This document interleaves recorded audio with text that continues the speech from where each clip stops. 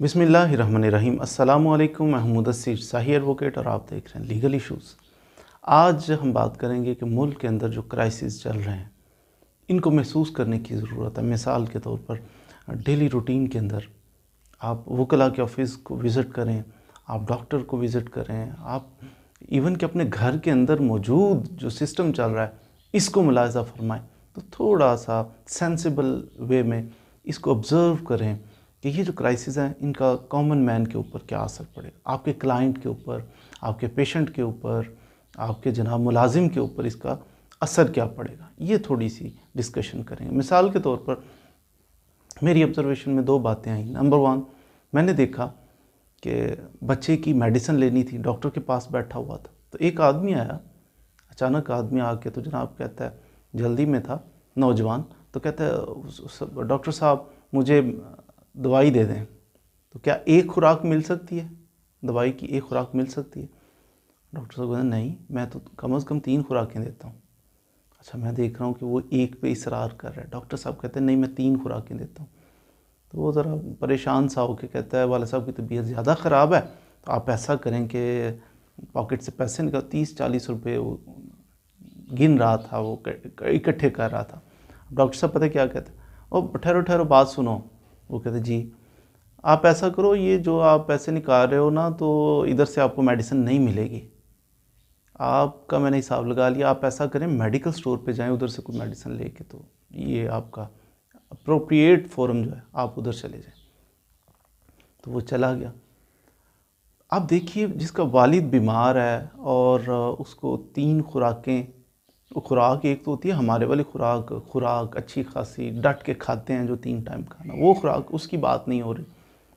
वालिद बीमार है, परेशानी है घर में, तो वो खुराक, दवाई की खुराक, गोलियां चंद एक ले रहा है, तो वो 3 की बजाय एक खुराक खाना चाहता है कि हो सकता है एक से आराम आ जाए, हमें दूसरी ना लेनी। और डॉक्टर साहब क्या फरमा रहे हैं, वो फरमा रहे हैं कि कम से कम 3 खुराकें, और जितने पैसे आपके पास है ना, आपको यहाँ से मेडिसिन मिलेगी ही नहीं, आप जाइए और मेडिकल स्टोर पे बता के कोई टैबलेट ले लीजिए।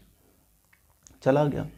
तो ये हालात हैं कि अगर उसके पास 2 खुराकें या 3 खुराकें लेने के पैसे होते, तो मेरा नहीं ख्याल डॉक्टर को कोई बंदा कितने ले लेता। अगर 30-40 वो दे रहा था तो 200-300 रुपया देता, शायद उसका काम बन जाता। तो ये हालात हैं लोगों के।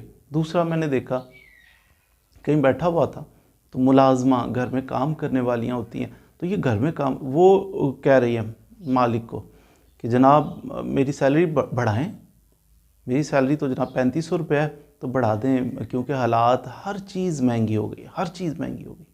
बात उसकी गलत नहीं थी, बिल्कुल ठीक बात कर रही थी, हर चीज़ महंगी हो गई है। पिछले साल मेरी सैलरी थी 3500 रुपया, महीने बाद आप मुझे देते थे, अब मैं फिर 30 दिन काम करती हूँ, 3500 ही देते हैं, हमने तय किया हुआ है, लेकिन बढ़ाएं। वो मालिक जो था सरकारी मुलाजिम था, वो आगे से क्या कह रहा है, वो कह रहा है देखो बीबी बात सुनो, कैसे बढ़ाएं, ठीक है आपकी बात कि हर चीज़ महंगी हो गई, हर चीज़ का रेट डबल हो गया। और ये वाकई आप कभी ऑब्ज़र्व कीजिएगा। मेरा पर्सनल एक्सपीरियंस ये है कि मैंने ना चावल ख़रीदे, लास्ट रमज़ान मुबारक में कुछ चावल परचेज़ किए और डिस्ट्रीब्यूट किए कुछ लोगों में। अब वो जो परचेज़ किए चावल का तोड़ा, तो मैंने कहा अच्छी क्वालिटी का दें, सबसे अच्छी क्वालिटी के चावल परचेज़ कर ली। वो मुझे मिला, एक उसका जो पैकेट है वो था 7000 रुपये का। पिछले दिनों लास्ट वीक मैंने विज़िट किया तो उसी शॉप पे, तो मैंने कहा चावल का तोड़ा कितने, कहता है 17,000 रुपये का। वो जो आप ले गए थे वो क्वालिटी, अच्छी क्वालिटी जो है वो तो 17,000 रुपये का एक तोड़ा है। फ़र्क मुलाजा फरमाइए।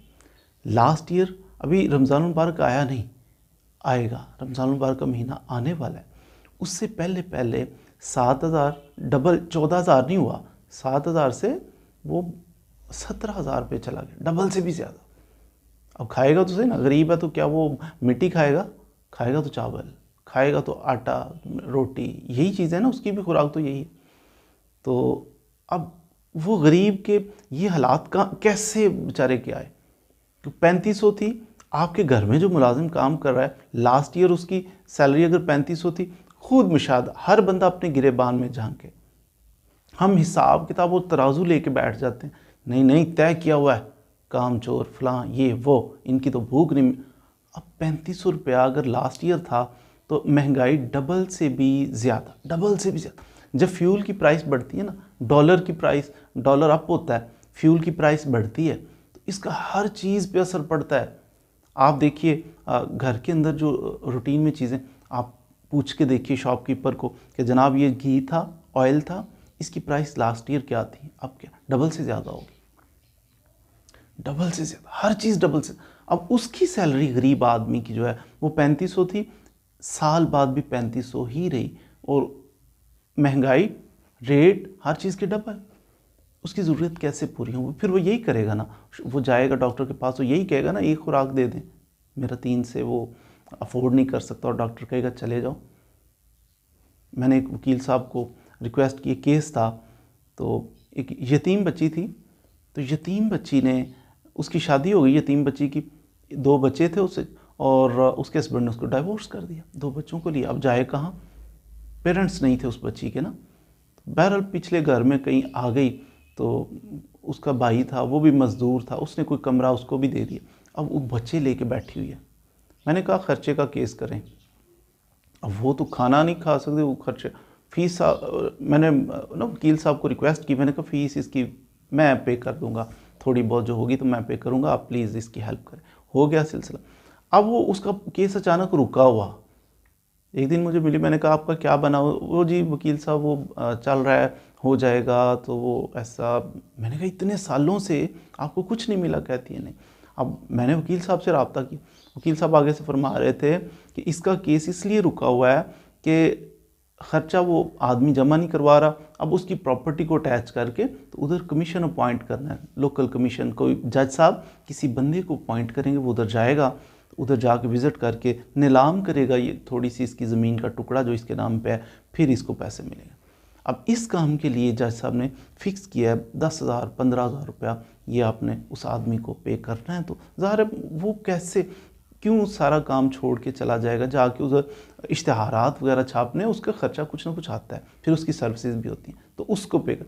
और वो कितने माह से सिर्फ इसलिए डिले हो रहा था केस कि वो बेचारी के पास तो खाने के लिए, रूटीन में खाना खाने के लिए कोई सोर्स ऑफ इनकम ही नहीं था, तो वो कैसे करते। ये हालात चल रहे हैं सोसाइटी में। आप मज़दूर किसी को हायर करते हैं, आपके घर में काम कर रहा है, आप फॉर कितने पैसे लोगे? सबसे पहले ये बात करना भी चाहिए, पूछना भी चाहिए, तय भी करना चाहिए। तो आप कहते कितने? वो कहता है जी 1000 रुपया दे दो, 1200 दे दो, कुछ नहीं जी आप इतने ले लो, आप 100 रुपया हो सकता है कम कर लेते हो। कभी आपने सोचा कि लास्ट ईयर जब महंगाई की रेशो बहुत आधे से भी कम थी, उस वक्त इसकी कितना ये चार्ज करते थे मज़दूर तबका? वो जी 1000 रुपया। आज हम इंसिस्ट कर रहे होते हैं कि 1000 नहीं जी, नहीं 1000 ही काफ़ी। अब 1000 में लास्ट ईयर जो लेके जाता था मज़दूर, क्या कितना खुशहाल होता है मज़दूर, डेली वेजेस पे बेचारा कुछ ना कुछ अर्न करना है। तो रिक्शे वाला एक, आप उससे तय कर रहे होते हैं कि क्या करना है, कितना, आपके ज़हन में वही चल रहा है कि यहाँ से यहाँ तक का किराया तो 200 रुपया है, ये आप भूल गए यहाँ से यहाँ तक मेरी सुई जो 200 पे अड़ी हुई है, ये जब फ्यूल 100 रुपये का लीटर था उस वक्त भी सुई इधर ही अड़ी थी 200 पे, अब 250 रुपये, 100 से 250 पे चला गया, डबल से भी ज़्यादा। उसका अगर 200 था तो उसका 450 नहीं हो सकता, 500 नहीं, 200 से 500 हो जाना चाहिए। लेकिन हम कभी भी पे करने के लिए तैयार नहीं, हम बार्गेनिंग करते हैं, नहीं 10 रुपये कम और करो, ऐसे करो वैसे करो। तो बार्गेनिंग हर जगह पे नहीं। अब फी ज़माना इस चीज़ को अंडरस्टैंड करने की ज़रूरत है कि महंगाई अचानक बढ़ी है ना, अचानक बढ़ गई है, डबल से भी ज़्यादा हो गई। अब वो जो औरत कह रही थी घर में काम करने वाली मेरी सैलरी 3500 लास्ट ईयर थी, तो मेहरबानी करके बढ़ा दीजिए, 6000 कर दीजिए ताकि मैं सर्वाइव कर सकूं। तो आदमी आगे से कह रहा था मैं सरकारी मुलाजिम हूँ, मेरी तो बढ़ी नहीं, मैं आपकी कैसे बढ़ा दूँ। बात तो उसकी भी ठीक है, 3500 से 4000 कर सकता हूँ, इससे ज़्यादा नहीं, काम करना है तो करो, नहीं तो जाओ। बात तो उसकी भी ठीक थी, उस बेचारे की भी तो नहीं बढ़ी थी ना। तो अब ये कैसे, निज़ाम कैसे चलेगा, सिस्टम कैसे चलेगा। इसलिए मेरी आपसे गुजारिश है, अगर आप सुन रहे हैं, जो भी देख रहे हैं, उनसे ये दरख्वास्त है कि अपने गिरदोनवा में थोड़ी बहुत नज़र दौड़ाएं। ये तराजू, ये हिसाब किताब बहुत ज़्यादा ना किया करें। मज़दूर तबका इस वक्त क्राइसिस में, कोई मेडिसिन नहीं ले रहा, कोई जनाब वकील साहब की फ़ीस पे नहीं कर रहा। अब वकील साहब है, उनके भी तो खर्चे डबल हो गए ना। महंगाई डबल हुई तो वकील साहब को फ्यूल अब अगर डलवाता है गाड़ी में, उसका डबल में वो टैंक फिल होता है, डबल से भी ज़्यादा, 100 से 250 हुआ है ना, तो अब डबल से भी ज़्यादा। वकील साहब क्या करेंगे? जो केस आपका 20,000 में करते थे वकील साहब, आप वहाँ ना अड़े रहें कि 20,000 में, नहीं 20,000 में करते थे, अब 50,000 हो जाना चाहिए ना। फ्यूल अगर 100 से 250 पे चल गया तो वकील की फ़ीस अगर 20,000 थी अब 50,000 हो गई। लेकिन हम शौक हो जाएंगे, और ये क्या हो गया? और ये शौक होना है हमें, ये सारी सोसाइटी के अंदर। अब मैंने अर्ज़ किया मज़दूर की अगर मज़दूरी 1,000 रुपये है तो वो आप 2,000 दिया करें। आप शौक होंगे, अरे अचानक एकदम आप फ्यूल एकदम चला गया, चावल एकदम चले गए डबल से ज़्यादा, आपका घी एकदम डबल से भी ज़्यादा पे चला गया, तो वेजेस क्यों नहीं बढ़ते? गवर्नमेंट को तो हम कुछ कहते ही नहीं है ना कि गवर्नमेंट बढ़ाए, गवर्नमेंट तो बस उनकी बात ही नहीं करते, हम करने का फ़ायदा ही कोई नहीं। गवर्नमेंट ने तो किया, दोनों हाथों से लूटा ना हमेशा मुल्क को। उन्होंने क्या किया? उन्होंने कर्जे लिए, कुछ खुद उड़ाए, कुछ इधर उधर लगाए, और लगाने में भी आपको पता है करप्शन पाकिस्तान के अंदर कितनी है। हर बंदा जहाँ जहाँ से गुजर रहा था ना वो फंड, वो कर्ज, तो वो खाता जा रहा था, तो आवाम तक पहुँचता क्या था? बहरहाल तो मुल्क इन हालात में पहुंच चुका है, कर्जे ले लेके अब तो कर्ज़ों के ऊपर जो इंटरेस्ट पे करना होता है हमारे मुल्क में, वो भी अरबों खरबों में है। तो मुल्क कैसे चल रहा है? ये अल्लाह ताला ही चला रहा है। हमें क्या करना है? हमें अपना रोल प्ले करना है। गवर्नमेंट को छोड़ें, गवर्नमेंट को हम नहीं देखते।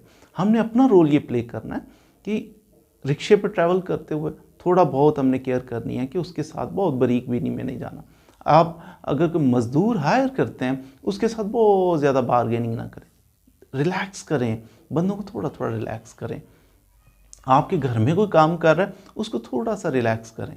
अगर उसके 5,000 पे कर रहे थे लास्ट ईयर, अब डबल हो गई, या डबल नहीं कर सकते, कुछ ना कुछ बढ़ाएं, बिना कहीं बढ़ा दें, ताकि उसको सर्वाइवल हो सके। तो बंदों को थोड़ा थोड़ा आपने रिलैक्स कर, आप किसी से चार्ज कर रहे हैं, आप समझिए इस चीज़ को कि जब इतनी ट्रबल में है वो बंदा कि मज़दूर की मजदूरी बढ़ नहीं रही, मेरे कहने से सारा पाकिस्तान मजदूरियां बढ़ा तो नहीं देगा। तो अगर कोई मजदूर आपके पास आता है, किसी वकील साहब के पास आता है, किसी डॉक्टर के पास आता है, कोई और बंदा आपके पास आ जाता है मजबूर, तो उसको डांटे ना, उस पर बर्डन ना डालें, उसे रिलैक्स करें, उसे कम चार्ज कर लें। जब पे करना है उसको ज़्यादा पे कर दें अगर कोई गरीब आदमी, तो इससे अल्लाह ताला हमारी मदद फरमाएगा। मैं इसको कंक्लूड कर देता हूँ। हुज़ूर सल्लल्लाहु अलैहि वसल्लम ने फरमाया कि मफ़हूम अर्ज़ कर रहा हूँ कि बनी इसराइल का एक शख्स क़यामत वाले दिन अल्लाह ताला की बारगाह में पेश होगा। फ़रिश्ते पूछेंगे कि आपके पास कोई अमल है? अच्छा, नहीं जी, अल्लाह पे ईमान लाया था, इसके अलावा तो ऐसा कोई नेकियां मेरे पास नहीं। अच्छा, अल्लाह ताला की बारगाह में उस आदमी को पेश किया जाएगा। तो वो बंदा बारगाह इलाही में पेश होकर कहेगा, अल्लाह ताला की ज़ात फरमाएगी, कोई अमल तेरे पास है, कोई नेकी है तो बता, कोई सोच गौर कर कुछ। वो बंदा गौर फिक्र करके, तो उससे तो ईमान है, मैं अल्लाह पे ईमान रखता था कि अल्लाह की ज़ात है, इसके अलावा तो कोई, फिर ज़ेन दौड़ा के कहेगा, हाँ मेरी एक आदत थी, नेकियां तो नहीं करता था बड़ी बड़ी, मेरी एक आदत थी कि मैं बंदों को रिलैक्स करता था। मैं ताजिर था, तो तिजारत के दौरान कोई माल मुझसे ले रहा है, कोई ऐसा सिलसिला चल रहा है, तो वो माल उसको खसारा हो गया, नुकसान हो गया कारोबार के अंदर, तो वो इस काबिल नहीं रहा कि वो मुझे पे कर सके पैसे। तो मैं कहता था, अपने मुलाजमीन को कहता था, इसको रिलैक्स कर दो, इसको माफ़ कर दो, इससे ना पूछना, इसे ना लेना। उसके हालात डाउन हो गए, वो इस काबिल नहीं रहा, उसके क्राइसिस आ गए हैं, वो पे नहीं कर सकता, रिलैक्स कर दो, इस बंदे को रिलैक्स कर दो, इसे माफ़ कर दो, इससे पैसे नहीं लेने। दूसरी आदत ये थी कि अगर कोई पे कर सकता था, माल ले रहा है, दे रहा है, सिलसिला हमारा चल रहा है, वो पे कर सकता था, लेकिन पे करने में थोड़ी ताख़ीर करता था, तो मैं उसके पीछे डंडा लेके नहीं चढ़ जाता था कि जल्दी करो, जल्दी अभी पे करो, अभी गिरेबान नहीं पकड़ लेता। हमारे सोसाइटी में तो गिरेबान पकड़ लेते हैं ना, सड़कों पे आपने काट मेरे पैसे, वो जो थोड़े से पैसे तो गिरेबान पकड़े होते हैं लोगों ने, लड़ाइयाँ हो रही हैं, गालियाँ बक रहे होते हैं एक दूसरे को, पैसे काट, ये झगड़े। तो वो कहते मैं दे सकता था, मुझे पता था ये दे सकता है, ताख़ीर करता था, मैं उस पर सब्र करता था, कोई बात नहीं, रिलैक्स करो, दे देगा दे देगा। इसके अलावा तो मुझे कुछ याद नहीं कि मैंने कोई अच्छा काम किया हो। अल्लाह ताला की ज़ात इरशाद फरमाएगी कि तू बंदा हो के तो इंसानों को रिलैक्स करता था, मैं तो रब हूँ, मैं तो अल्लाह हूँ, तो मैं तुम्हें क्यों ना रिलैक्स करूं। तो अल्लाह ताला की ज़ात उसे रिलैक्स कर देगी, उसे बख्श देगी। तो आप भी कोशिश फरमाएं। मैं देखिए ज़िंदगी के अंदर प्लॉट्स बना, हर बंदा को, कोड़ा सा बंदा भी आप देखें, माड़ा सा भी देखें, उसको भी पूछें, उसने भी कुछ ना कुछ सेविंग होती है हमारी। एक एक बंदे ने कुछ 6-6 करोड़, 10-10 करोड़, इससे भी ज़्यादा। जी इतना ये माड़ा सा है, कमज़ोर सा है, इसका कोई नाम नहीं है सोसाइटी में कि बहुत रईस है, रईस नहीं, लेकिन इसने भी कुछ चंद करोड़ रुपया तो इसने भी साइड पे किया होता है फ्यूचर के लिए। तो जब इतने करोड़ जमा कर रहे हो, और क्या आपकी इतने करोड़ जमा करने से टेंशन कम हो गई? नहीं। टेंशन जब भी लोगे आप रिस्क की ही लोगे, आप माल की, पैसों की ही लोगे। नेकियों की भी थोड़ी टेंशन ले लें कि आखिरत के लिए नेकियां जमा करनी। तो हम इंशाल्लाह मिलजुल के ये निज़ाम की बेहतरी में अपना थोड़ा थोड़ा रोल ज़रूर प्ले करें। मज़ीद वीडियोज़ के लिए हमारे साथ रहिए। Thank you very much.